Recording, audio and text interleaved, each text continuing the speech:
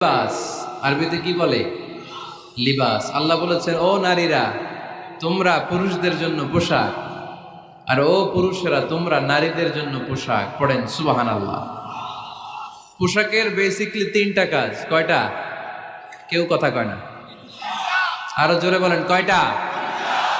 এখন আওয়াজ আসলো কোত্থেকে? আওয়াজ করে উত্তর দিবেন, চিল্লায় বলেন পোশাকের কাজ কয়টা? এভাবে শেষ পর্যন্ত খোঁচায় যেন সাউন্ড বের করা না লাগে, স্বপ্রণোদিত ভাবে উত্তর করবেন, ক্লাসের মতো হোক। তিনটা কাজ। এক নম্বর কাজ হচ্ছে পোশাক ইজ্জতের আবরু, লজ্জাস্থান ঢেকে রাখে, ঠিক কিনা? আমাদের লজ্জাস্থান ঢেকে রেখেছে আমাদের পোশাক।